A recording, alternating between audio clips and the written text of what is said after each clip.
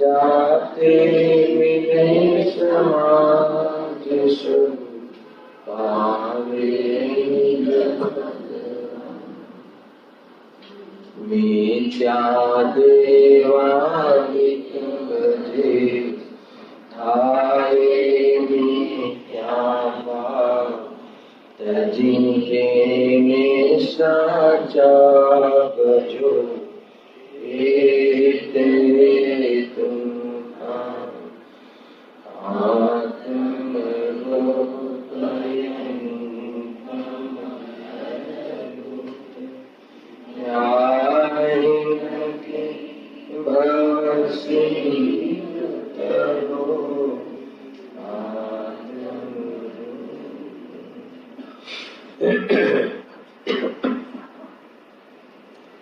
શ્રી મોક્ષમાર્ગ પ્રકાશક ગ્રંથ છે એમાં છઠ્ઠા અધિકારના અંતિમ ચરણમાં આપણે ચાલી રહ્યા છીએ.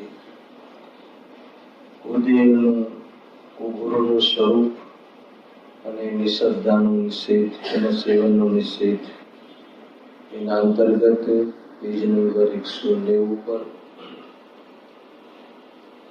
જે અંતિમ વાત કરી ત્યાં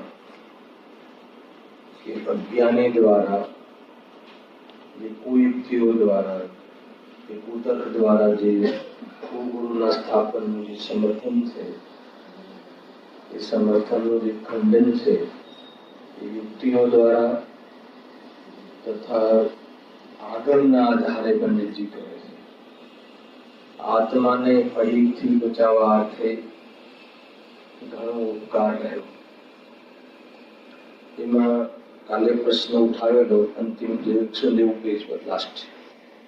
આ કાળમાં શ્રાવક પણ જેવા સંભવે તેવા નથી, તેથી જેવા શ્રાવક તેવા મુનિ. એ શ્રાવકો જ બરાબર નથી તો એમાં મારી શું ભૂલ છે? પછી મુનિ એવા જ હોય ને. ટૂંકમાં મુનિ તરફથી આ વાત કહેવામાં આવે તો યથાર્થ નથી. શ્રાવકો માટે આપણે કહીએ કે ભાઈ તમે જે પ્રકારે કેવી રીતે આચરણ કરાવો છો, શ્રાવકની પ્રેરણા આપવા માટે કથન ઠીક છે, પરંતુ કોઈ મુનિ એમ કહે કે એવા શ્રાવકો ક્યાં જોવા મળે છે કે અનુદિષ્ટ આહાર મળે અમને, તો કહે છે કે એટલે અમે ઉદિષ્ટ લઈએ છીએ, તો કે આ તર્ક ઠીક નથી. ન મળે તો ન લેવું, પણ એના વિરોધમાં જઈને સેવન કરવું એ ઠીક નથી. એ બધી વાતો આમાં કરી દીધો કે ભાઈ જેવા શ્રાવક હોય એવા ગુરુ હોય, એમાં મારી શું ભૂલ છે? શ્રાવક શાસ્ત્રમાં શ્રાવક સંજ્ઞાતું સર્વગ્રસ્ત જૈનોને છે. શ્રેણી પણ અસંયમી હતો, છતાં તેને ઉત્તર પુરાણમાં શ્રાવકોત્તમ કહે. શું કહે છે? જો શ્રેણિક રાજાનો જીવ પણ અને કયા શ્રાવક હતા? એ અસંયમી શ્રાવક હતા. ચતુર્ગ્રસ્તાન આવી ગયું હતું, ઉત્તર પુરાણમાં એને ઉત્તમ શ્રાવક કહ્યો.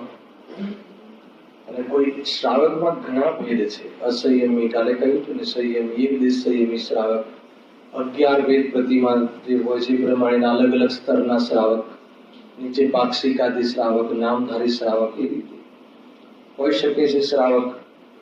તો 12 સભામાં જો એ કહ્યું છે, બહુ આધાર આપે છે કે ભગવાનની તીર્થંકર ભગવાનમાં જે સમૂષણ છે એમાં 12 સભાઓ લાગે.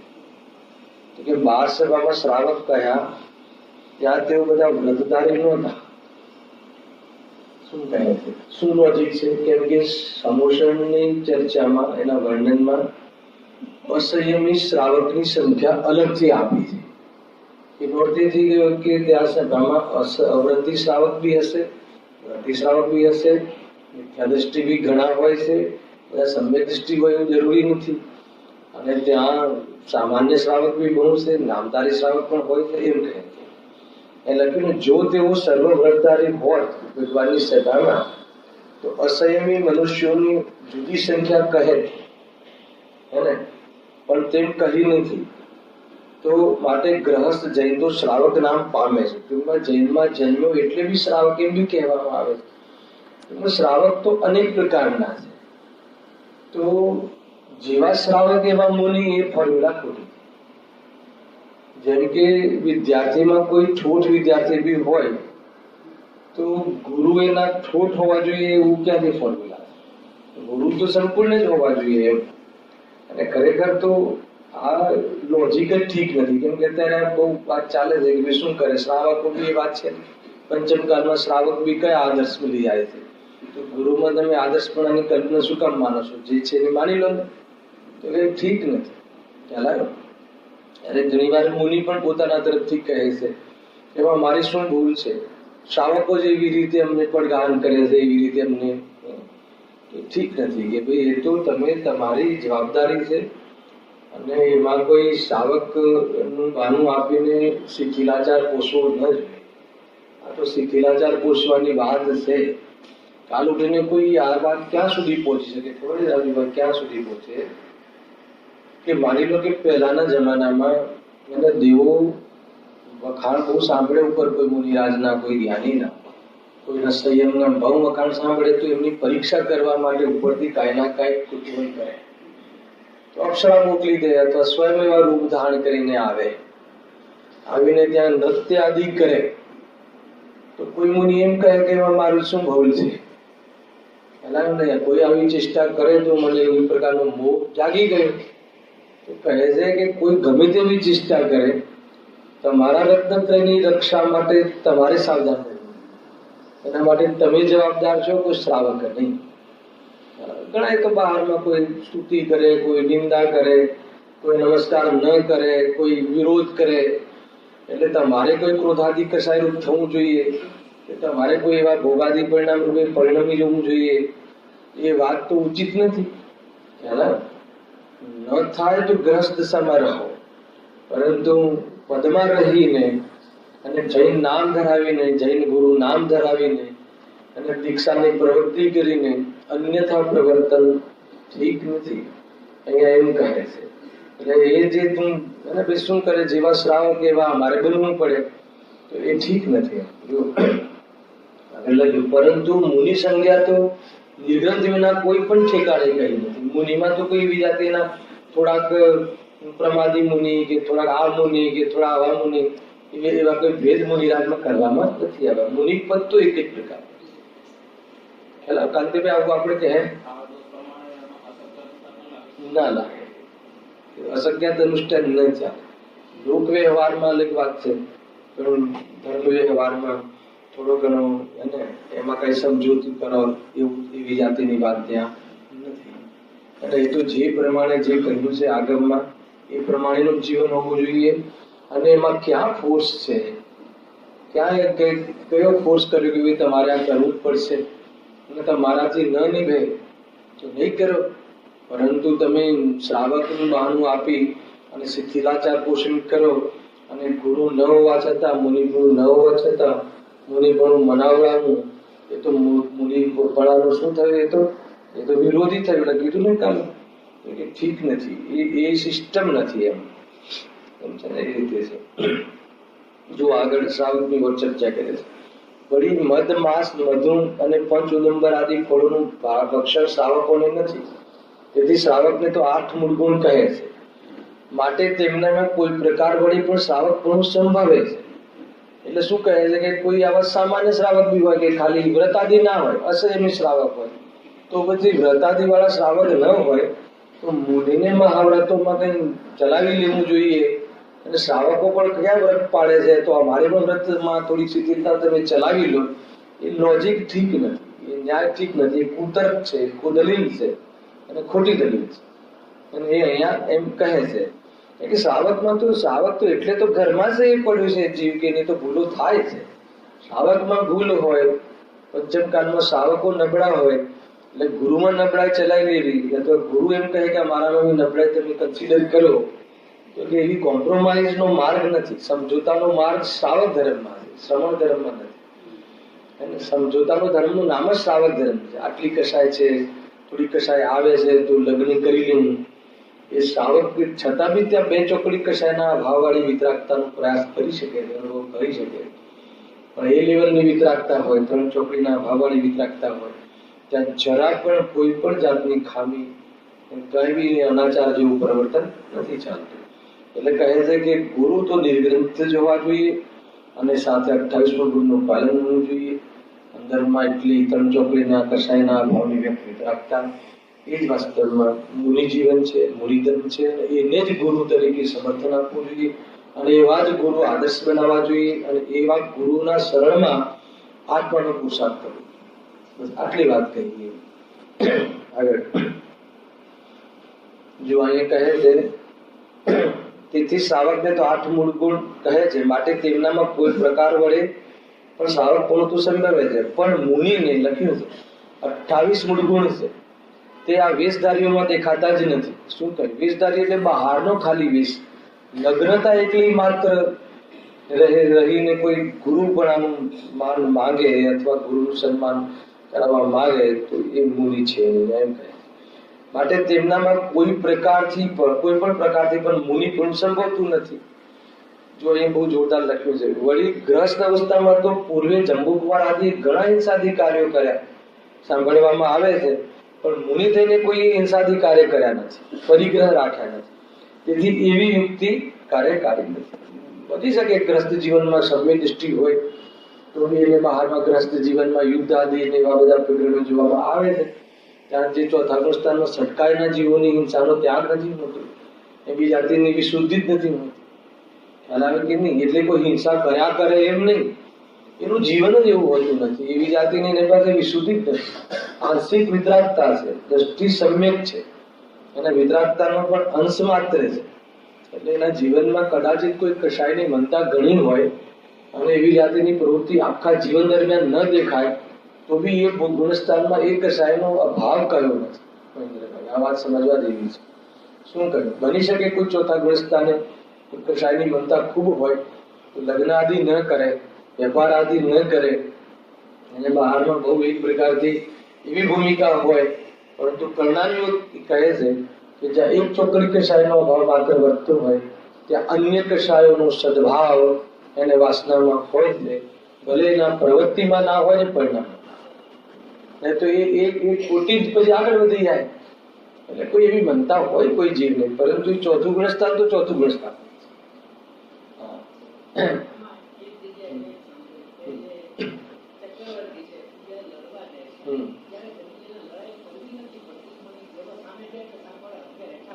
હા, એનું પુણ્ય હોય છે. બહુ ખૂનની નદી નથી વહેતી ત્યાં. બસ હા, ના બરાબર છે. એ સમર્પણ થઈ ગયા, સમર્પિત થઈ ગયા. હા, એવો એનો પ્રભાવ હોય છે, એમાં પુણ્ય હોય છે, પરંતુ લડાઈનો ભાવ તો છે. લડાઈની પ્રવૃત્તિ ભલે અત્યારે જે બોમ્બ બ્લાસ્ટ દેખાય એવી ના હોય, પરંતુ લડાઈનો ભાવ 6 ખંડ જીતવાનો, બધાને પોતાને આધીન કરવાનો, પોતાની અંડરમાં રાખવાનો. ભલે ભાઈ હોય સામે, ભલે કે તમારી બધી જ વ્યવસ્થા પણ તમે અમને રાજા સ્વીકાર કરો, આધીન તમે અમારા અંડરમાં છો એટલું તમે સ્વીકાર કરો એમ. હરાવાનો મતલબ જ એ છે. એ રીતની હોય છે. ત્યાં કોઈ આપણે જે કલ્પના કરીએ છીએ એવા જે મહાભારતના યુદ્ધ એવા બધા યુદ્ધ નથી હોતા. ચક્રવર્તીનું બલ બી એટલું હોય છે, પુણ્ય બી એટલું હોય છે, એવું છે. પણ ગજબની વાત એ છે કે એ બધો ભાવકનો ભાવ છે, એ બધો પુણ્યનો પ્રતાપ છે, જ્ઞાયકનો પ્રતાપ નથી. જરા પણ પ્રભાવિત થતા નથી જ્ઞાનીઓ. પણ રાગ આવે છે એ રીતની કશાય ભૂમિકામાં હોય છે અને એ પ્રમાણેની રાગની પ્રવૃત્તિ છે. એ અસંયમી ભરતનું કામ છે, એ જ્ઞાની ભરતનું કામ નથી. સમ્યક દ્રષ્ટિ ભરત તો ત્યાં આત્મદર્શન હોવાના કારણે એક સમય માત્ર પણ એમાં અહંબુદ્ધિ ઉપાધિ બુદ્ધિ નથી હોતી. એ વાસ્તવમાં સમ્યક દ્રષ્ટિ ભરત. અને જે લડાઈ કરવા જાય છે એ જ જીવને અસંયમી ભરત કહે. એ રીતનું વર્ણન છે, જોરદાર છે. જો શ્રી આદિનાથજીના સાથે 4000 રાજાઓ દીક્ષા લઈ પાછળથી ભ્રષ્ટ થયા. ત્યાં દેવો એમ કહેવા લાગ્યા કે જીનલિંગી બની અન્યથા પ્રવર્તશો તો અમે તમને દંડ આપીશું. સાંભળજો, આ વાત બહુ સામાન્ય નથી. જીનલિંગ છોડી તમારી ઈચ્છા હોય તેમ કરો. જીનલિંગ એટલે શું? અને જો આખું જે દ્રવ્યલિંગ છે ને, દ્રવ્યલિંગ તો બાહ્યમાં નિર્ગ્રંથતા, 28 મુકુંડનો નિરતિચાર પાલન, એ દ્રવ્યલિંગ છે, પૂરેપૂરો વેશ. માત્ર ખાલી દ્રવ્યલિંગમાં જીનલિંગ એટલે જીનેન્દ્ર ભગવાન અર્થાત તો જે મુનિલિંગ છે બાહ્યમાં નિર્ગ્રંથ, એ તમે ગ્રહણ કરી લીધું અને જો અન્યથા પ્રવર્તન કરશો, ભ્રષ્ટ થઈ ગયા ને. જો ભ્રષ્ટ થઈ ગયા એટલે કોઈ વેશથી ભ્રષ્ટ નથી થઈ ગયા, ખાનપાનથી ભ્રષ્ટ થઈ ગયા. ગજબ છે. 6 મહિના સુધી તો આદિનાથની વિધિ મળી, કેમ કે એ વખતે કોઈ સમજતું જ નતું. ભૂભૂમિમાંથી જસ્ટ કન્વર્ટ થઈ હતી કર્મભૂમિ. ચલાવે કે નહીં, તો એ વખતે કોઈને ખ્યાલ જ નતો આહારની વિધિ. તો આહારની વિધિ ન મળી તો જેટલા દિવસ ન મળી એટલા દિવસ આહારનો વિકલ્પ ન રહ્યો, અથવા વિકલ્પની પૂર્તિ ન કરી. અને પહેલા તો વિકલ્પ જ ન આવ્યો આદિનાથ મુનિરાજને, પછી વિકલ્પ આવ્યો તો વિધિ ના મળી. તો એમને કહ્યું કે જો બધા શિથિલ થઈ ગયા છે, લોકોને ખબર જ નથી, તો તમે સ્વયં વૃષભ રાજા હતા, હસી મસી ખુશી સમજાવ્યું તો સમજાવી દેવું હતું થોડું કે આહાર વિધિ કેવી રીતે કરાવી. નહીં વિકલ્પ આવ્યો, સરળ આવ્યું કે નહીં. આખું બધું ખેતર ખેડતા શીખવાડ્યું, 72 કલાઓ શીખવાડી, આજીવિકા રડવાનું શીખવાડ્યું, બધું શીખવાડ્યું. તો એક ખાલી તમે કેવી રીતે મુનિરાજ આવે તો આહાર આપવું એટલું શીખવાડવાનું શું જતું હતું? ના વિકલ્પ આવ્યો, પુણ્ય ઓછા પડ્યા. ચલાવે કે નહીં. પણ એમને એવું વિચાર્યું કે નહીં, જયારે હવે એમને ખબર જ નથી તો એક પ્રવચન આહાર પર કરી દઉં. સમજવાનું શું કહ્યું છું? મુનિરાજ જે તીર્થંકર મુનિરાજ તો એમનો તો ઉપદેશ હોતો જ નથી મુનિ જીવનમાં, અને તીર્થંકર બન્યા પછી એમની વાણી ખરે છે. આખા મુનિ જીવનમાં ઉપદેશ નથી હોતો, ઉપદેશ આપતા જ નથી કોઈ. ગજબ છે. બોલો, હવે જે બી થયું પાછળથી સપનું આવ્યું ને જે પણ થયું ને શ્રીયાસ રાજા દ્વારા જે પણ થયું, અને બાકીના રાજાઓને તો કઈ ખબર જ નહીં, જે એમાં દેખાદેખી મુનિ બની ગયેલા. અને આપણા રાજા આટલું કામમાં મહાન કાર્ય કરે છે તો આપણે કેવું જોઈએ? કરી લીધું, હવે કેટલી ભૂખ સહન કરે, અંદરમાં વેદ જ્ઞાન તો હતું નહીં, એટલે નિર્ગ્રંથતા તો છોડી નહીં, અને નગ્નતા તો વસ્ત્ર પહેરી લીધા નહીં, પરંતુ ભોજનમાં ભ્રષ્ટ થઈ ગયા. ફળ ફ્રૂટ ખાવા લાગ્યા, પાંદડા ખાવા લાગ્યા. અને દેવોને ખબર પડી, દેવો આવી ગયા ત્યાંથી, જો લખે છે. અને કહ્યું સ્પેશિયલ ધમકી કહો કે જે બી કહો, દેવોને દાદાગીરી જ કરવાની, એનું તો કામ જ એ રીતે. જો પુણ્ય છે ને. જીનલિંગી બની અન્યથા પ્રવર્તશો તો અમે તમને દંડ આપીશું. સાંભળજો, જીનલિંગ છોડી તમારી ઈચ્છા હોય તેમ કરો, માટે જીનલિંગી કહેવડાવી જો અન્યથા પ્રવર્તે તો તે દંડ યોગ્ય છે. તમારે જે પ્રવર્તન કરવું હોય પહેલા પદથી ઉતરી જાઓ. બરાબર કે નહીં? જો બહુ જોરદાર વાત છે, કાંતિભાઈ સમજવા જેવી છે. જીનલિંગી કહેવડાવી જો અન્યથા પ્રવર્તે તો દંડને યોગ્ય છે, વંદના આદિને યોગ્ય નથી. એને નામુની તો છે, થોડું ઘણું તો કરે છે, વંદના કરવી જોઈએ. અહીંયા કહે છે કે દંડને યોગ્ય છે, વંદનાને યોગ્ય નથી. બોલો, આ વાત અત્યારે કરી શકો તમે? પીટાઈ જાવ ને, પુણ્ય ઓછા પડે ને. હાલાવે કે નહીં? અમને તો ઘણા કહે છે કે તમે આટલી ખુલ્લી વાત નહીં કરો, કોઈ વખત કઈ ખ્યાલ આવી ગયો ને, અને થયું ટોડોલોજી જોડે તો થઈ જાય તો થઈ જવા દે. સત્ય વાત છુપાવી શું કામ? એવી માયાચારી ઠીક નથી. વક્તાઓ માટે એવી માયાચારી ઠીક નથી. જેવો એ સરળ ભાષામાં અને વાસ્તવમાં ભૂલ સુધારવા વખતે ક્રિટિસાઇઝ માટે નહીં, એને કહે શાંતિથી, આગમના આધારે કહે, અને કહ્યું દંડને યોગ્ય છે. બરાબર? તો ભાઈ એ તો એની પાસે પુણ્ય હતા, દેવો હતા. અત્યારે કોઈ એમ કહે કે તમે દંડ આપો ને, તમને સાચી ખબર પડે છે. તમારે અત્યારે વર્તમાનમાં જે ગરબડો ચાલી રહી છે તો કહે છે કે ભાઈ એમાં ઘણીવાર એવી પોલિસી હોવી જોઈએ કે માનો કે ચોર ચોરી કરે તો આપણે દંડ આપવાની આપણી પાસે અધિકાર નથી, સરકાર દંડ આપે. અને આપણે તો એક વસ્તુ શીખાય કે એ ચોરથી બચી શકાય. હલાવે કે નહીં? એવી રીતે કદાચિત કોઈ ભ્રષ્ટ મુનિ કોઈ ખોટા માર્ગ ચલાવતા હોય, ખોટી જાહેરાતો કરતા હોય, એને સ્ત્રીઓ દ્વારા અભિષેક કરાવવાનો આગ્રહ રાખતા હોય, શુભમાં ધર્મ બનાવડાવતા હોય, વર્તમાનમાં શુદ્ધતાનો શુદ્ધોપયોગનો નિષેધ કરતા હોય, અને શુભ ઉપયોગ હોય અત્યારે તો પંચમકાલ છે એમ કરીને શુભ ભાવનો પક્ષ લેતા હોય અને પોતાની જે શિથિલતા હોય એની સાથે પોતાની મુનિ મનાવવાનો પ્રયાસ કરતા હોય તો કહે છે કે એમાં દંડ આપવો હોય તો સમાજ આપે અને કોઈ મોટી મોટી આપણી સંસ્થાઓ છે એ આપે, મોટી છે ને બધી ભારતીય જે આપણી જે અખિલ ભારતીય સભા જે બી છે એ લોકો આપે, એમનું કામ છે. પણ તકલીફ એ થાય ચંદ્રકાંતભાઈ કે હવે તકલીફ એ થઈ ગઈ છે કે એ લોકો એ બધા જે મોટા પદ પર બિરાજે છે જે સંસ્થાઓમાં એ લોકો જ એમાં સમર્પિત થઈ જાય છે પોતાનું માન મોભું સાચવવા અર્થે. કેવી રીતે સુધાર આવે? જે બી આવે અહીંયા આજે છઠ્ઠો અધિકાર ચાલે છે, અંતિમ ચરણમાં છે, જ્યાં જેટલો તમારી પાસે મેસેજ પહોંચે આમાં એક વસ્તુ જરૂર થઈ શકે કે આપણે બચી શકીએ છીએ. આપણા ઘરથી ઘરેણા ના લૂંટાઈ જાય એની જવાબદારી આપણી છે. એવી રીતે રહેવું, ચૂપચાપ રહેવું, સાચા માર્ગનો નિર્ણય કરવો અને ક્લેશ વધે એવા કાર્યો ન કરવા, સમર્થન ન કરવું, કોઈ બહારમાં સગું સાચવવા આદિમાં પણ એકવાર બી છે ને અભિષેક આમ કરીએ દૂરથી એવી રીતે આમાં સમર્થન ન આપવું કે જેથી ખોટા માર્ગની અપ્રભાવના થાય, સાચા માર્ગની અપ્રભાવના થાય અને ખોટા માર્ગનો વિકાસ થાય. એમાં આપણે નિમિત્ત ન બનવું, આપણું યોગદાન ન હોવું જોઈએ, કેમ કે એનો બહુ મોટો દોષ છે. ખ્યાલ આવે છે કે નહીં ભાઈ? એને આ બધા ગુરુદેવશ્રીની છાતી રહી, પુણ્ય બી રહ્યા, નિડરતા બી રહી, તો એને આ સ્ટેજ પર આવીને કહ્યું કે મહાવ્રત આદિ એ વિચારના પરિણામ. શું બોલ્યો છો? ખ્યાલ આવે કે નહીં? આત્માના અનુભૂતિના સહાયક પરિણામ નથી. હોય આવે આગળ રહે નહીં, ભૂમિકાથી અવિરુદ્ધ ભાવ છે, પણ મુક્તિના માર્ગમાં શુદ્ધોપયોગ ન વધવા માટે એ ભાવ પણ વિરોધી ભાવ છે. બરાબર? માનો કે મારે શુદ્ધોપયોગમાં જવું હોય તો આ હું તમને શુદ્ધોપયોગની વાત સમજાઈ રહ્યો છું. એ શુદ્ધોપયોગ માટે વિરોધી ભાવ છે કે અવિરોધી ભાવ? બોલો. વિરોધી છે. મારે શુદ્ધોપયોગમાં જવું હોય તો શુદ્ધોપયોગની ચર્ચા, અને મારે શુદ્ધાત્મામાં લીન થવું હોય તો શુદ્ધાત્માની ચર્ચા, શુદ્ધાત્મા લીન થવાની વિધિનું વક્તવ્ય અને એનો વિકલ્પ એ મને શુદ્ધાત્મામાં લીન થવામાં બાધક છે. કારણ કે જ્યાં સુધી ઉપયોગ ત્યાં રહેશે ત્યાં સુધી સ્વરૂપમાં નહીં જાઉં. અને બહારમાં તું ક્યાં રહે છે એનું મહત્વ નથી, એટલે તું સ્વરૂપમાં નથી એનું મહત્વ.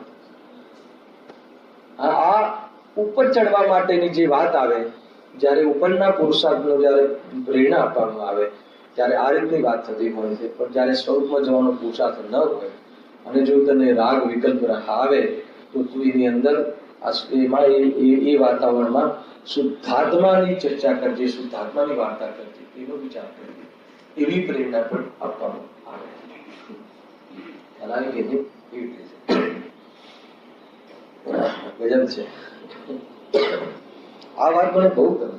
માટે જીનલિંગી કહેવડાવી જો અન્યથા પ્રવર્તે તો તે દંડને યોગ્ય છે. શું લખ્યું બીજું? વંદન આદિને યોગ્ય નથી. ટૂંકમાં આપણે દંડ આપવાનું આપણું સામર્થ્ય નથી, દંડ આપવાનું કાર્ય નથી. એ જેનું કાર્ય કરશે. પણ આપણે શું કરી શકાય? લખ્યું ને વંદન આદિ યોગ્ય નથી, એટલે એમને સમર્પણ, એમનું સમર્થન કરવું યોગ્ય નથી. સમજ્યા વગર સમર્થન આપ્યા કરે છે, એનો દોષ બહુ મોટો છે. અને પણ જે મુનિ જ નથી, અમુનિ છે. ખાલી કોઈ મુનિની કોઈ એક ચેષ્ટા કરી લીધી, કોઈ એક માનવ કશાયની મનતામાં કોઈ ઇન્દ્રિયો માનવ એક પ્રકારથી કાબુમાં રહી, એટલા માત્રથી મુનિપદ નથી. અરે એવા કાર્યો તો લોકમાં જોવા મળે છે. આખું જીવન RSS આ તમારું કયું ભાજપનું બીજું કયું છે? અને એ લોકોને ત્યાં સૌથી પહેલા નિયમ લેવડાવે છે કે લગ્ન નહીં કરવું, નહીં તો તમે દેશની સેવા નહીં કરી શકો, કેમ કે તમારા સગાવાળા થશે, છોકરા છોકરીઓ થશે તો તમે સ્વાર્થમાં આવી જશો, સ્વાર્થમાં આવશો તો તમે પછી ભ્રષ્ટાચાર ફેલાવશો, તમે એને એ બધું ખોટા કામ કરશો. તો એટલા માટે એ લોકો એ પક્ષનું આ પહેલું હતું કે લગ્ન નહીં કરવા. અને એમાં કોઈ ભક્તિ, દેશભક્તિ એટલી હોય છે કે એવી જાતિના પરિણામ બી નથી આવતા. એ વખતની વાત છે, અત્યારે તો કઈ કહેવાની વાત નથી, મતલબ બી નથી. જયારે વાત હતી ત્યારે એટલી દેશભક્તિ હતી કે એમને એ પ્રકારના પરિણામ ના આવે. તો શું એ કોઈ બ્રહ્મચારી છે? તો કોઈ માત્ર કોઈ એક કાર્ય વિશેષથી દૂર રહે અને તો એને કોઈ મુનિપદનું લેવલ આપી દેવું, મુનિપદનું એટલે એટલું ઊંચા પદને એની ગરિમા આપણે એમાં દીખવી ઠીક નથી. બરાબર કે નહીં? દ્વેષ કરવાની વાત નથી, લડવા જવાની વાત નથી, નિંદા કરવાની વાત નથી. હાલ વાત ચાલી રહી છે તો ફલાણા મુનિ, આ મુનિ, તે મુનિ, જ્ઞાનમાં જ્ઞેય બનાવવાની વાત નથી. મહેરબાની કરીને આપણો કોઈ એવો ઉદ્દેશ નથી અને આપણે કોઈ સમાજમાં ભાગલા પાડવાનો આપણો ઉદ્દેશ નથી. આપણે ક્યાંથી બચવું એના માટે અહીંયાથી ખુલ્લી રીતે રજૂઆત કરવામાં આવે છે. કોઈ જગ્યાએ ક્યાંય આની ચર્ચા વાર્તા બી નહીં કરવી. મેં તમને લાસ્ટ ટાઈમ બી કહ્યું હતું કે જયારે ચરણાનું યુગ ચોલિકા ચાલી લડેમાં એને કમસે કમ 600 પ્રવચન થયા હશે. તેમાં મુનિનું છપ્પે છપ્પા એનું કણની ચર્ચા કેવી હોય, કેવું સ્વરૂપ હોય એની ચર્ચા થઈ ચૂકી. એ વખતે ઘણા લોકો પ્રવચન દીધી કે હમણાં આ મુનિ રાજ વિચરે છે. મેં કીધું કે અમે એની વાત નથી કરતા. અમે અહીંયા સાચા મુનિનું સ્વરૂપ શું છે અને અન્યથા મતલબ કે મુનિ પણ નથી એટલી વાત કરવા માંગીએ છીએ. અને એની પાછળ ઉદ્દેશ એ છે કે મેં અનંતવાર મુનિ પણ ગ્રહણ કર્યું, અનંતવાર એને સુમેરુ પર્વત જેટલો પીછીનો ડગલો થઈ ગયો અને એટલી વાર મુનિ દશા ગ્રહણ કરી, પણ હું મુક્તિના માર્ગમાં પ્રારંભ માત્ર કેમ ના કર્યો એનો જવાબ અહીં આપવામાં આવે કે નહીં. એટલા માટે હવે પછી જે કોઈ મુનિ પણ મારા જીવનમાં આવશે એ આગમ સંમત જે મુનિ પણ જે મુનિ પણ આજે હું ગ્રહણ કરીશ. એના પહેલા પુરુષાર્થ નહીં ઉપડે તો નહીં ઉપડે, ભલે 5-15 વર્ષ પછી થવું હોય તો પછી થાય, પણ જ્યારે થાય ત્યારે કેવું થાય? સાચું થાય. આ વાતના પર વચન આપ્યું હતું. એ વસ્તુ અહીંયા એટલા માટે દોહરાવી. શું કહે છે? કેમ કે કોઈ જૈન શાસનમાં કોઈને દુઃખ પહોંચાડવા એ કોઈની મતલબ કે એ રીતે બેઇજ્જત કરવાની વાત નથી હોતી. અને કરુણા આવે છે, ક્યાં ફસાય છે, એને બધા ધંધા વેપાર છોડીને તું મહિનો લાગી જાય છે એમના ચોકામાં, પણ તને ખબર નથી કે એવા ચોકા હોતા નથી, એવું મુનિનું સ્વરૂપ હોતું નથી. અને સંતુષ્ટ થઈ જાય કે મેં મુનિરાજને આહાર દાન કરી અને આ કર્યું તે કર્યું, તો કહે છે મેં ધર્મ કર્યો, તો કહે છે કે એ તો કુધર્મ છે. આગળ કુધર્મની ચર્ચા જસ્ટ હવે આવવા ખ્યાલ છે કે નહીં? સાંભળો, ઘણું શું કહીએ, જે જૈન મતમાં કુવેશ ધારણ કરે છે તે મહાપાપ ઉપજાવે છે. સાંભળજો, જે સ્વયં કુવેશ ધારણ કરે છે તો મહાપાપ મિથ્યાત્વ સહિત પાપ ઉપજાવે છે. તથા શું લખ્યું છે? જે અન્ય જીવો તેમની સેવા આદિ કરે, સેવા એટલે સેવન આદિ કરે, સ્તુતિવંદન આદિ કરે, સમર્થન આપે, અનુમોદના કરે, તો શું લખ્યું છે? તે પણ ભૂલી નથી શકાતું મારાથી, તે પણ પાપી જ થાય છે. અને આપણે ધર્મ માનીને કરીએ છીએ, શાસ્ત્રમાં કહે છે કે પાપ છે. સમજ આવે નથી વાત? અહીંયા પેલા જે બહારના જે અન્ય લિંગીની વાતો તો છોડી દો, પણ મુનિ લિંગ દાન કરી અને જૈન લિંગ દાન કરી અને અન્યથા પ્રવર્તન કરે. હવે એ પક્ષ લીધો આખો. જે મુનિ લિંગ જ નથી, સફેદ વસ્ત્ર ને આ વસ્ત્ર ને કાળા પીળા ને ધોળા ને માળાઓ લટકાવે ને જટાઓ રાખે ને, એ તો બધું કચરો છે. એ તો બધું કહે છે કે પ્રત્યક્ષમાં જ ખ્યાલ આવે કે આ તો આપણને છલે છે. અને થોડીક બુદ્ધિને તાકાત આપે ને તો ખબર પડી જાય કે આપણને છેતરે છે. આ એના લોભનું પોષણ કરે છે, લાલચનું પોષણ કરે છે. ત્યાં તો બી સારા લોકો એમાં જોવા મળે છે. સારા એટલે શું? દુનિયામાં જે બુદ્ધિજીવી કહેવાય છે બધા એના આધાર, સૌથી મોટી સરકારો એના આધીન હોય છે. ગજબ છે. મોટી ગવર્મેન્ટો બધા એના આધીન હોય છે. મોટા ડોક્ટરના એસોસિએશન એના આધારમાં હોય છે.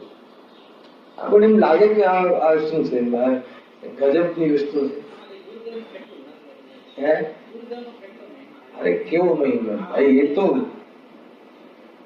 ભાઈ આ તો કોઈ એક હૃદયશ્રી તો કહે, એક શુદ્ધાત્મા સિવાય સ્વ પદાર્થ સિવાય તને અન્ય પદાર્થ ઉપર તને થોડો પણ તો લીજો તો સમજી લે કે તને વાસ્તવમાં જીવતા નથી આવડતું. મરણ છે તારું, આમ કહે. સમજમાં આવે છે કે સાચા દેવ શાસ્ત્ર ગુરુનો મહિમા પહેલા તો બહુ કહે, બહુ કરે, પરંતુ એ આપણને મોક્ષ લઈ જશે એમ નથી કરવું. કારણ મોક્ષ તો સ્વયં તારા આશ્રય તને મળશે. અને એમાં જેટલો એનો રોલ હતો એ રોલથી પણ વધારે રોલ અદા કરે તો વિનય નામનું મિથ્યાત્વ ક્યાંથી ઉઠાવે છે? જ્ઞાનીઓ આપણને ક્યાંથી ઉઠાવે છે? જો ખ્યાલ આવે કે નહીં એ તે સમજવું જોઈએ. જો હવે આ બહુ ઊંચી વાત આવે છે. તથા જે અન્ય જીવો તેમની સેવાદી કરે છે તે પણ પાપી થાય છે. સાંભળો, પદ્મ પુરાણમાં એક કથા છે. કઈ કથા? કે કોઈ સૃષ્ટિ ધર્માત્માએ ચારણ મુનિઓને ભ્રમથી ભ્રષ્ટ જાણીને આહાર ન આપ્યો. ભ્રષ્ટ નહોતા પણ ભ્રષ્ટતાનો ભ્રમ થયો. કેમ? ચોમાસામાં એમનું આગમન થયું. આખી કથા છે આ. ચારણ જે રુદ્ધિધારી મુનિરાજ છે એ આકાશ માર્ગથી આવ્યા. ચોમાસું બેસેલું હતું. કોઈ જ્ઞાની ધર્માત્મા સૃષ્ટિ વ્યક્તિ હતું, એમને ત્યાં એમના આહાર પડગાહના સમયે આવ્યા તો એને પડગાહ ન કર્યું, એને સ્વાગત ન કર્યું. સાંભળજો, એને પૂરું લિંગ ભાવલિંગી સંત હતા એ તો. પરંતુ એને ખ્યાલ હતો ને કે ચતુર્માસ બેસી ગયો છે. ચતુર્માસમાં કોઈ અહીંયા આપણી 4 પીંછી છે કે 6 પીંછી છે અહીંયા. હવે આ 7મી પીંછી આવી ક્યાંથી? હોય જ નહીં. એને ચતુર્માસમાં મુનિરાજ એને વિહાર કરે જ નહીં. એટલે એમને પડગાહની જગ્યાએ અંદર ચાલે ગયા ઘરે. એને સન્માન ન કર્યું, ટૂંકમાં એને એ પ્રમાણે સ્વાગત ન કર્યું. અહીંયા એમ લખે છે. અને પછી એમને ખબર પડી કે આ તો ચારણ રુદ્ધિધારી મુનિરાજ હતા, ભાવલિંગી સંત હતા. એને થોડો ખેદ પણ થયો, પરંતુ એમને એ ભ્રમથી, અરે અહીંયા કહે છે કે તમને ભ્રષ્ટતાનો ભ્રમ બી થઈ જાય તો બી તમે નમસ્કારનો, પૂજનનો, દાનનો, આહાર દાનનો ઉપચાર બી નહીં કરો. એને એમ કહે છે. જ્યારે ત્યાં તો ખાલી ભ્રમ થઈ ગયો હતો ભ્રષ્ટતાનો. અહીંયા પંડિતજી કહે છે કે આ તો પ્રત્યક્ષ ભ્રષ્ટ દેખાય છે. અને અત્યારે તું જે બહાનું કાઢે છે કે નહીં નથી તો શું કરવું, વેશધારી તો વેશધારી, અમને તો ગુરુ જોઈએ, નગુરા કહેવાય, આમ છે તેમ છે, એ બધી દલીલો ખોટી કરે છે. જ્યારે કદાચ કોઈ તારી પરીક્ષામાં ખરા ન ઉતરે અને તું આહાર આદિ, દાન આદિ, અથવા જે આહાર દાન હોય ને, બીજું તો હોતું નથી, અને પૂજન આદિ તું ન કરે તો કાંઈ બગડતું નથી. સમ્યક દર્શન જતું નથી અને સમ્યક દર્શન અટકતું નથી. ખ્યાલ આવે છે ધ્યાન? પરંતુ તારું ભૂલથી પણ અનુમોદના થઈ જશે એને તો કે તારું અહીં થશે ને તારે લીધે તને, તારા ફોલોવર્સ, તારામાં પણ શ્રદ્ધા રાખવા વાળા, બધા દેખાદેખી કરવા વાળા પણ બધા ખોટી જગ્યાએ જશે. ખ્યાલ આવી કે નહીં ભાઈ? આ બધું લીડરશીપ કહો કે લીડિંગ કહો, ચંદ્રકાંતભાઈ બહુ જોખમનું કામ છે એને. અમારા મંદિરના ટ્રસ્ટી બી તો જાય છે. હવે ટ્રસ્ટી તો સાચા જ હોય ને, તો પછી આપણે જવું જોઈએ. લાઈન લાગે પાછળ. વિદ્વાન છે. અરે જયારે વિદ્વાન ભાઈ, તમે જ આટલું સેવન કરો છો કે સાચું જ હશે. પોતે પરીક્ષા કરવા તો કોઈ તૈયાર થતા જ નથી. અને બીજી બધી ચીજોમાં તો બધી પરીક્ષા કરે, પણ આમાં તો નહીં. એ કરે છે એટલે સાચું જ હશે, ના ચાલે. સ્વયં શાસ્ત્ર સ્વાધ્યાય કરો, સ્વયં નિર્ણય કરો, ક્યાંથી વક્તા બોલે છે કરો. એટલે ગુરુદેવશ્રી આ પરિપાટી કરી. સારું શાસ્ત્ર રાખો. કોઈ વખત ભૂલથી કોઈ વાત બીજી આવી જાય તો તમારી પાસે શાસ્ત્ર હોવું જોઈએ. અને વક્તા કહે છે શાસ્ત્રમાં છે કે નહીં નક્કી કરો. શાસ્ત્ર કોઈ વક્તા એમ નથી કે કોઈ ખોટું સમજાવે, ભૂલ થઈ જાય, હાનિ ના થઈ જાય, ઘણી વાર બનતું હોય છે. એને કહેવા જવાનું હોય કે આ હા છે અને કહેવાય જાય કે ના છે. ઘણી વાર ભાષાનું તું સ્વતંત્ર બનશે, એવું બનતું હોય છે. તો આપણી જવાબદારી છે કે આપણે આપણા જે આ નૈતિક મૂલ્યો અથવા આ જે આધ્યાત્મિક મૂલ્ય જે છે એ બરાબર સચવાય. એની જવાબદારી કોની છે? વિદ્વાનની. બરાબર? ટ્રસ્ટીઓની, કારોબારીની. કોની? પ્રતિભાઈ. અરે સ્વયં નહીં, સ્વયં નક્કી કરો એને. એ છે સ્વયં હોવા વગર સ્વર્ગ નહીં જવાય. આપ કે સ્વયં આપ હોવા વગર તારે સ્વર્ગે જવું છે કે હા જવું છે ને સાહેબ, પણ મરવું પડશે. બીજી કોઈ વ્યવસ્થા નથી, ઓપ્શન એટલે કે નથી. હેરાન કે નહીં? મોક્ષે જવું છે કે આ જવું છે તો કે આ બધી આ પૈસા મારા છે અને તું કમાયેલું છે, એમાં સુખ નથી, એ નક્કી કરવું પડશે. અને એમાં રાગ બી છોડવો પડશે. અને સ્વયંમાં જઈને એનો બહારથી ફિઝિકલ બી વિયોગ થશે. બોલ જવું છે? જોઈએ છે હજી થોડીક હે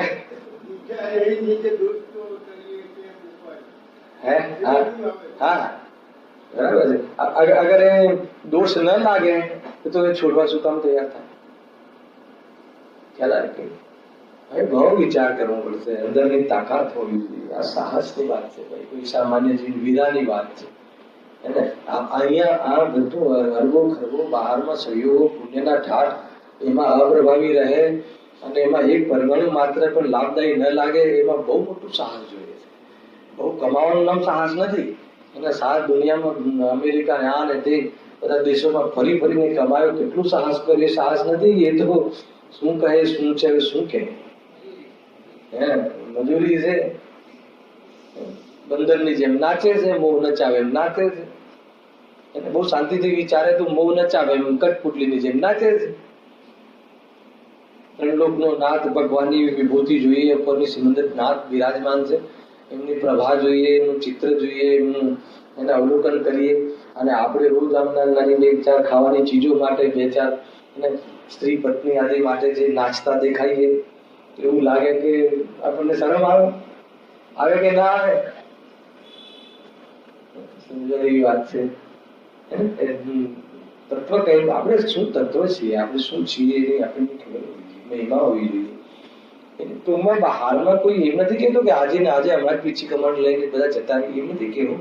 પરંતુ એ તો જયારે એનો યોગ આવશે થઈ જશે, પુરુષાર્થ પ્રમાણે બધું થશે.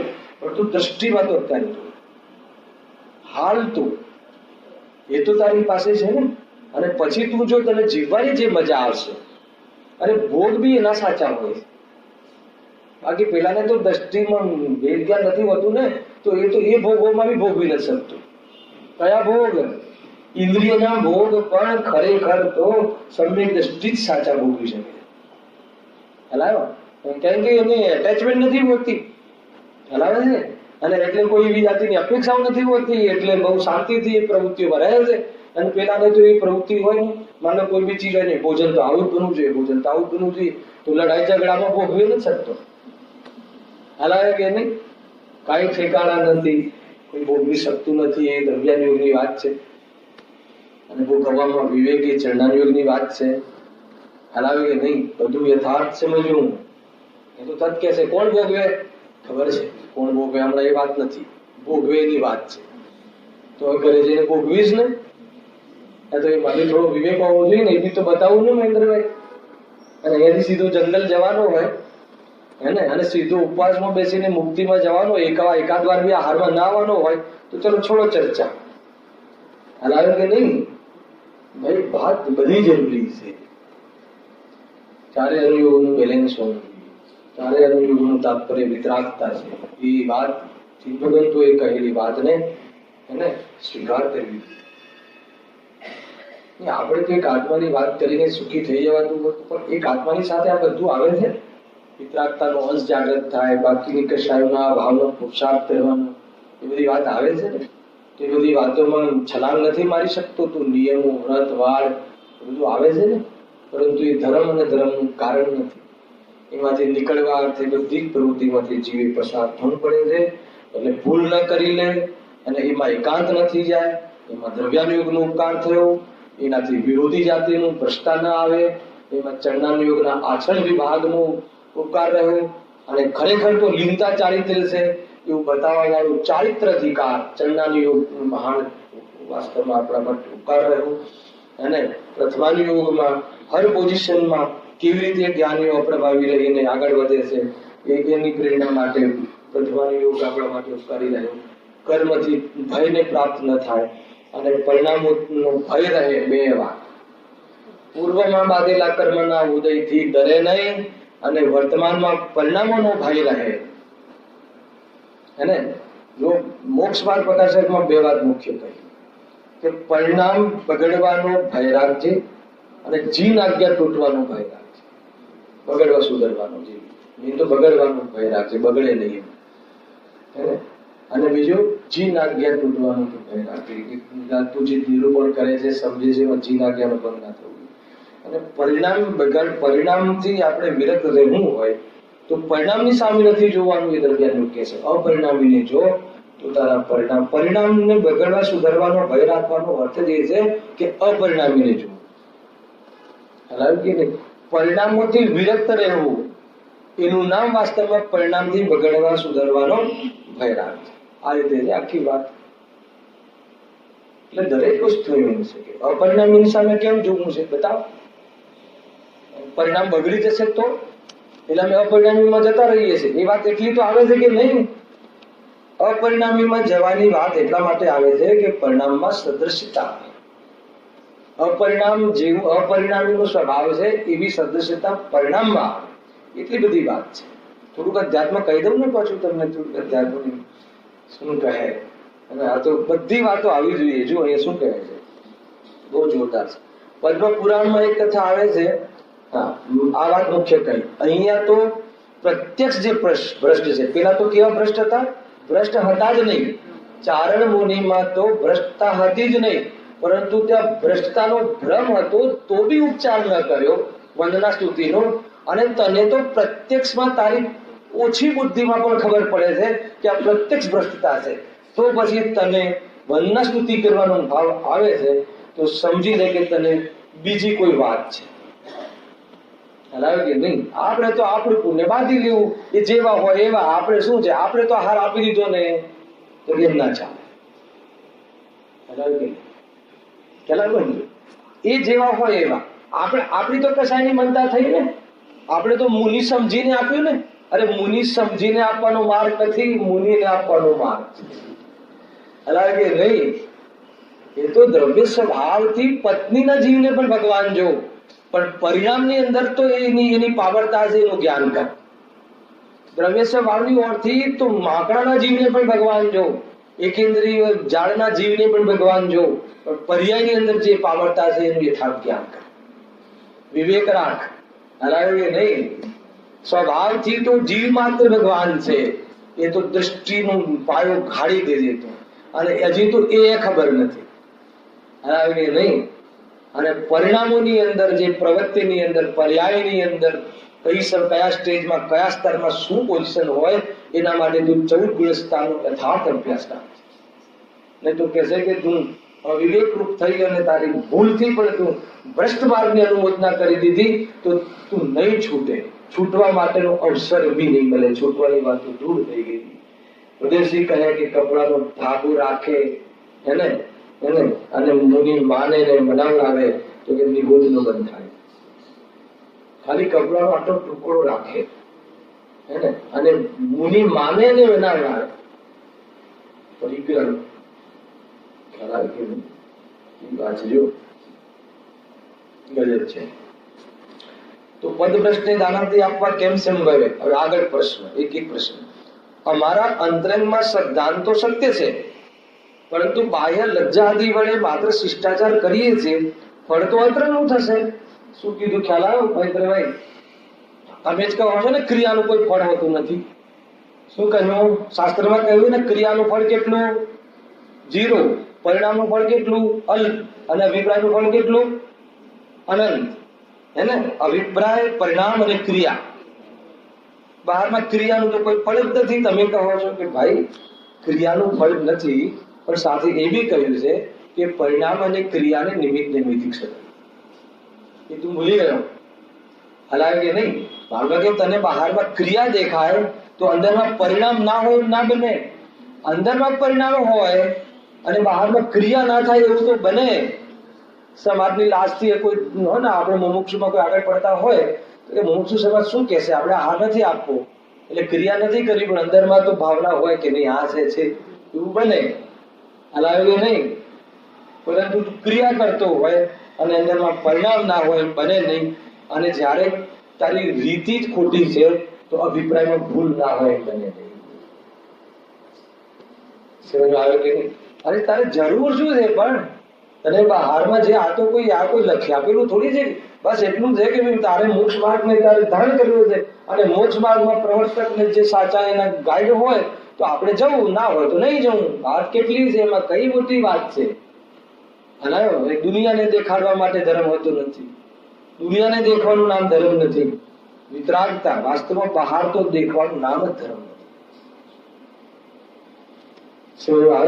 ભાઈ બહુ ઊંચી વાત છે આ. ચૂપચાપ શાંતિથી તું મજા કર, કોઈ મતલબ નથી. 5-25 વર્ષનું જીવન હશે, ચાલા જવાનું છે. આ બધા દ્વંદ ને પ્રપંચોમાં ને પંચાત્મા તું તારો માર્ગ છોડી દે છે. આવે કે નહીં? ક્યાંય ઉલਝવું નહીં. સાચી વાત જાણવા માંગે તો ચૂપ રહેવું નહીં. ના સમજવા માંગે તો બોલબોલ કરવું નહીં. શું કીધું?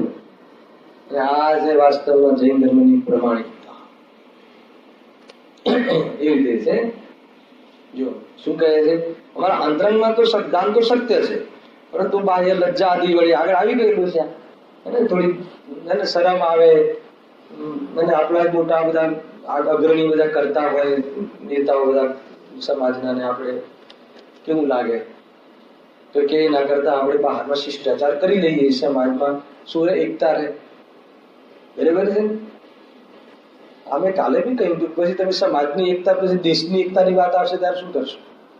પછી ગણપતિ આવી જશે અને અંબે માતા આવી જશે, પૌર્ણમાસી દેવો આવી જશે, વેંતર દેવો આવી જશે, અને પછી બધા પછી તો એમ લાગે કે પછી એને મેજોરિટી આર્મિન્સ વાળી વાત આવી જશે. તો કે આ તો આસારામ બાપુમાં તો 2 કરોડની સભા હોય છે, આપણા ત્યાં તો 15 જણે ભેગા કરવા કઠિન પડે. તો થોડું પછી આપણે ત્યાં આવી પછી રહેશે શું? પછી રહેશે શું? સત્યને સંખ્યાની જરૂર નથી, સત્યને કોઈના સમર્થનની જરૂર નથી. 1000 લોકો આ વાત સત્ય છે એમ કહે એટલે સત્ય છે એમ નથી. હલાવે કે નહીં, એટલે એને કોઈની અપેક્ષા નથી હોતી. સત્ય તો સત્ય. કેટલી બધી વાત છે, બોલો.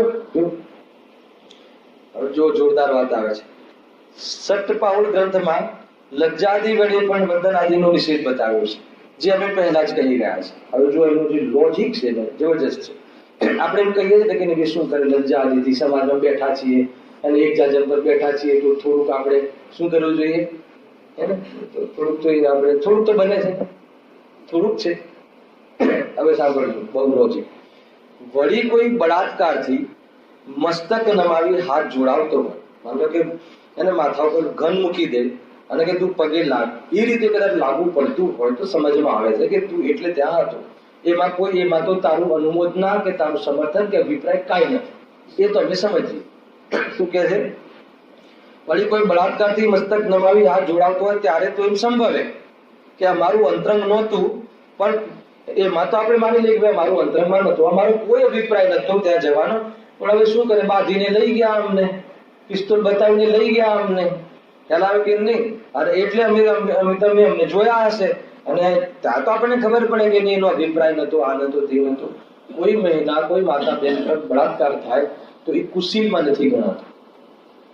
એમાં એની કોઈ અભિપ્રાય નથી, એમાં કોઈનું પરિણામ નથી. પણ કોઈ જબરજસ્તી કરીને એને શીલનો દોષ આવી જાય તો એને શીલનો દોષ નથી લાગતો.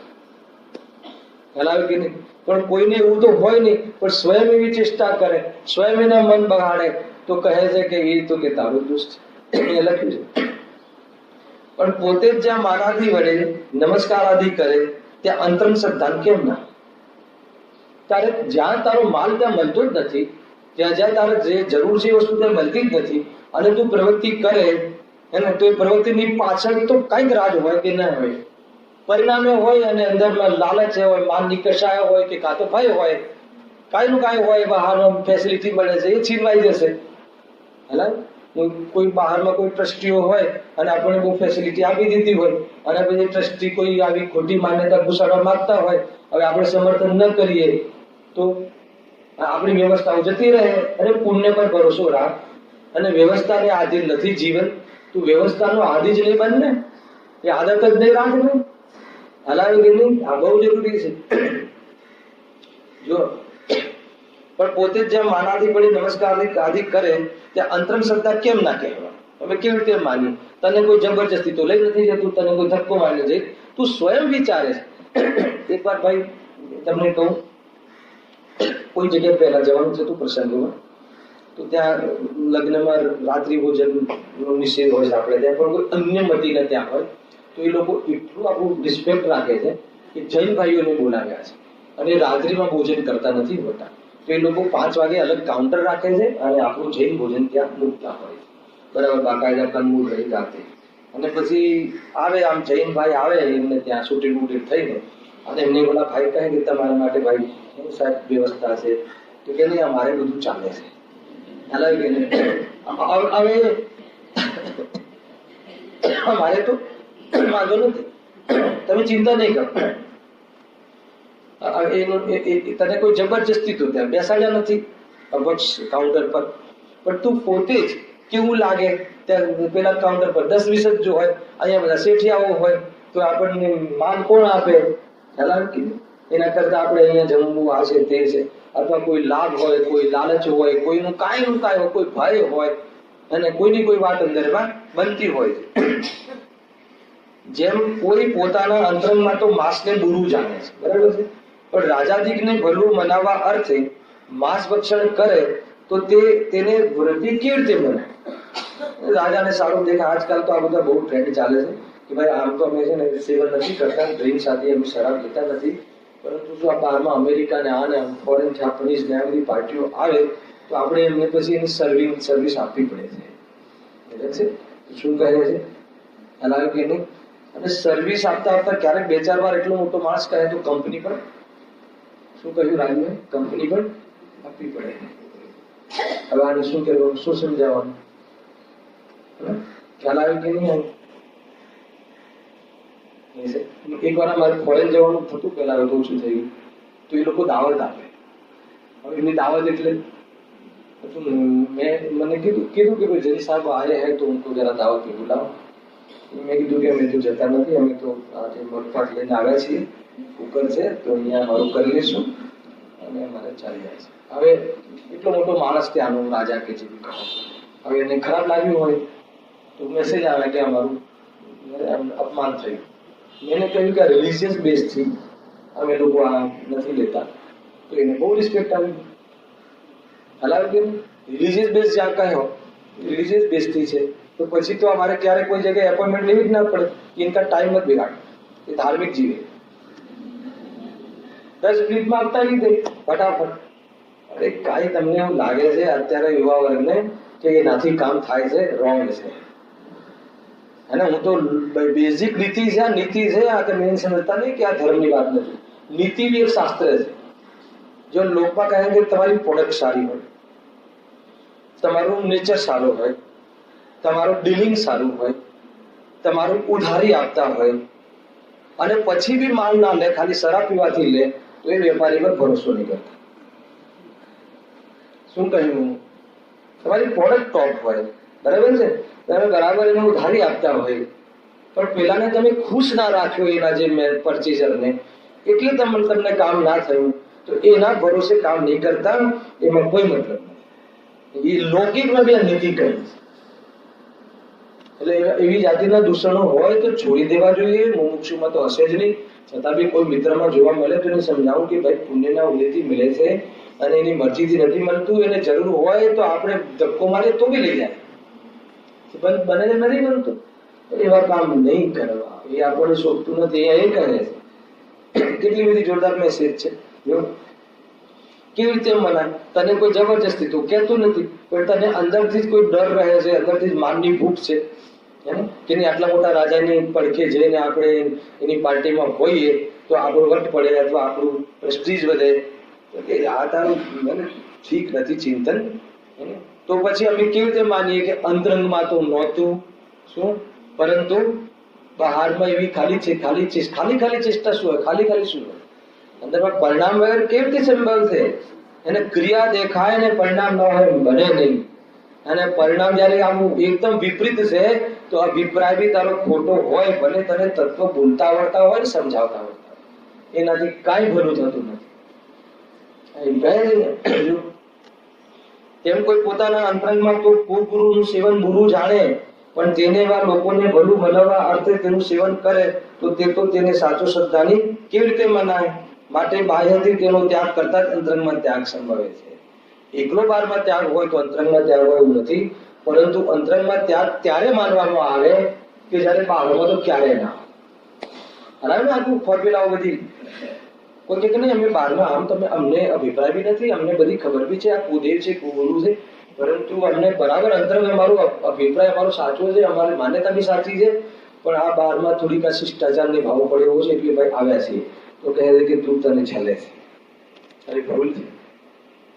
આગળ એના બહુ સરસ જવાબો છે, આવશે બધા ઓર બી પ્રશ્નો 2-3 છે આના માટે.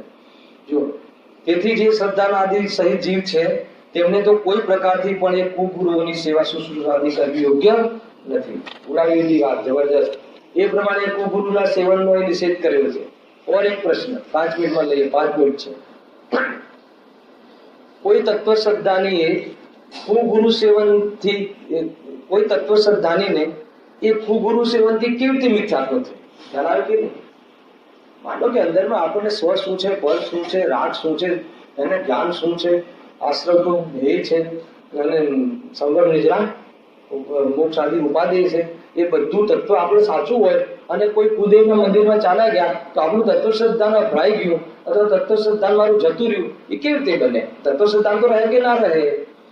તો મારું તત્વ શ્રદ્ધાન સાચું કે નહીં એમ અહીંયા કહે છે કે દલીલ કરે છે કે અમે કોઈ કુદેવ કુગુરુને ક્યાં એ બાજુથી નીકળ્યા નહીં, એના ચોપટ ઉપર ગયા, અમને બધી જ ખબર છે કે જીવ શું છે, અજીવ શું છે, શુદ્ધાત્મા શું છે, ભગવાન આત્મા શું છે, પરમાત્મા શું છે, કાળ પરમાત્મા શું છે, કાળ શુદ્ધ પર શું છે.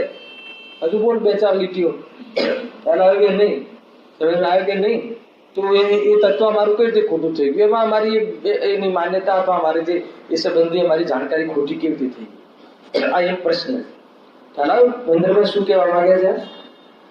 એમાં શું થઈ ગયું? અમે ત્યાં ગયા, અમને તત્વની બરાબર ઓળખાણ છે, તત્વનું નોલેજ બરાબર છે.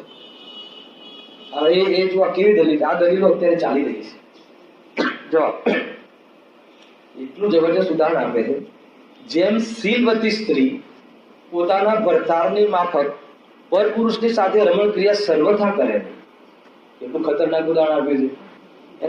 ક્યારે કોઈની સાથે એવી રમણતા કરે નહીં. તેમ તત્વ શ્રદ્ધાની પુરુષ સુગુરુની માફક કુગુરુને નમસ્કાર આદિ ક્રિયા સર્વથા કરે નહીં.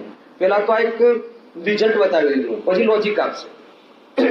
જો લોજિક, કારણ કે તે જીવાદી તત્વનો શ્રદ્ધાની થયો છે, સાંભળજો, તેથી ત્યાં રાગાદિનો નિષેધ કરનારી શ્રદ્ધા છે. સાત તત્વની શ્રદ્ધા એટલે શું? એટલે કે વિતરાગતામાં સુખ છે અને વિતરાગતા ધારણ કરે એ વિતરાગી દેવ છે. સંબંધિત તત્વમાં આવે કે ન આવે?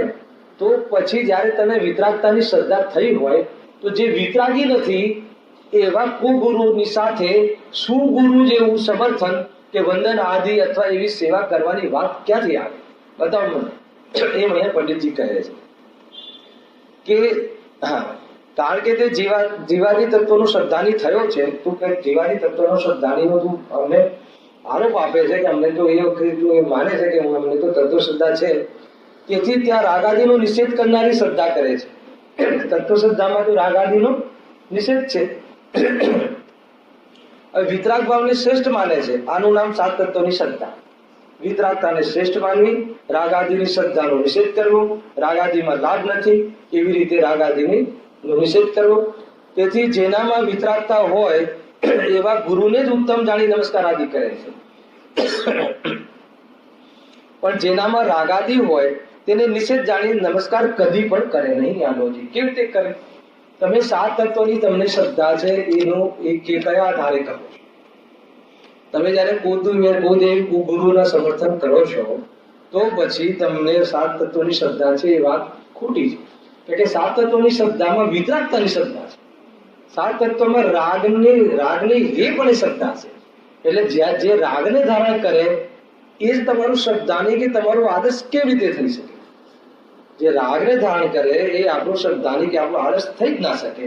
એટલા માટે સાત તત્વની શ્રદ્ધા જેને હોય એને કુદેવ કુગુરુનો નમસ્કાર આદિ હોય નહીં. એ પ્રમાણે અંતિમ વાત કહી. છેલ્લે એક પ્રશ્ન છે, ટાઈમ થઈ ગયો છે કે લઈ લઉં ચંદ્રકાંત? એમ તો આપણો ટોપિક પૂરો થાય. સાંભળો, લઈ લઉં છું 2 મિનિટ.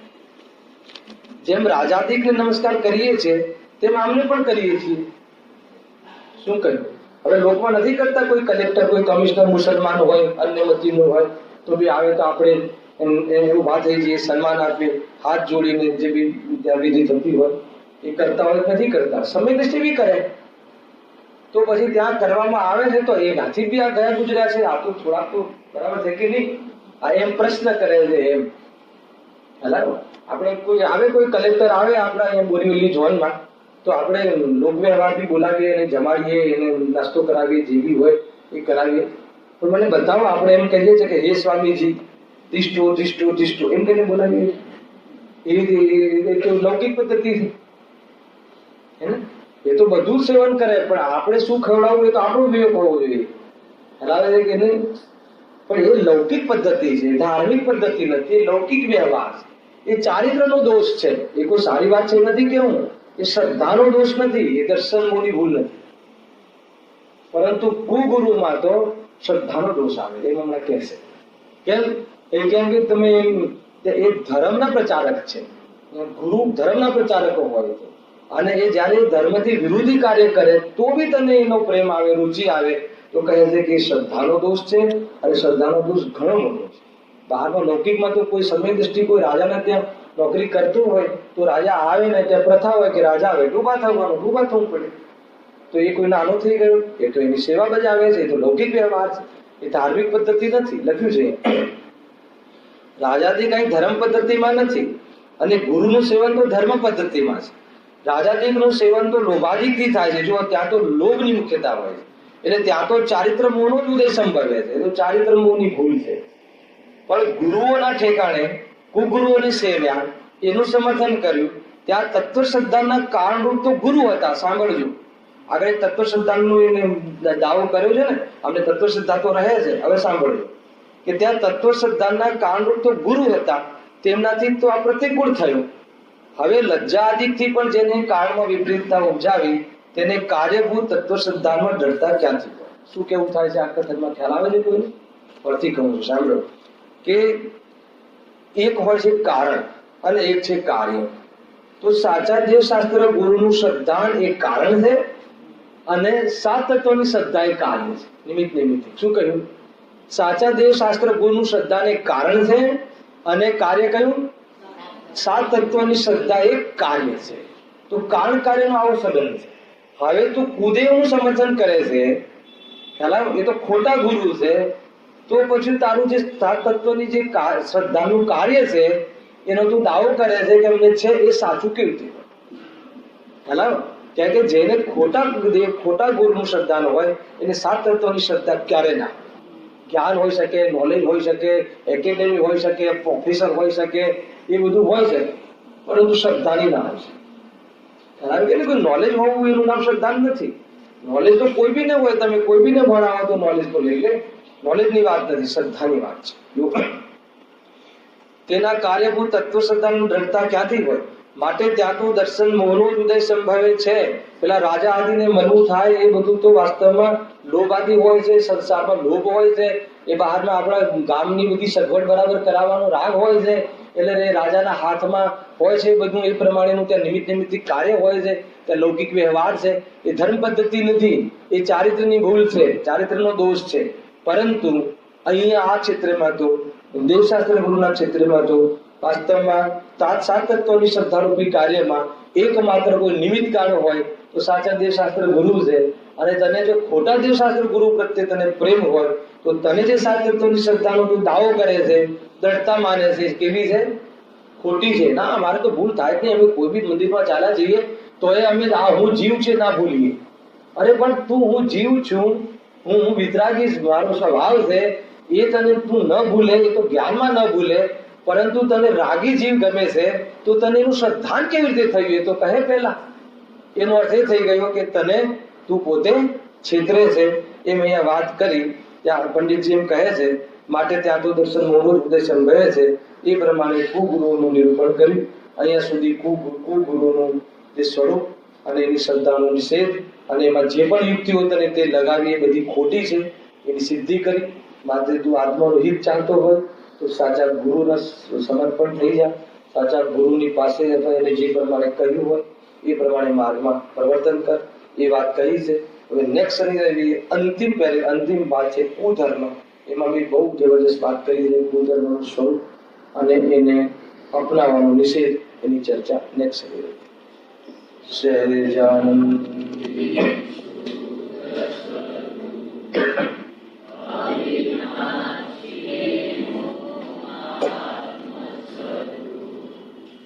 Thank you.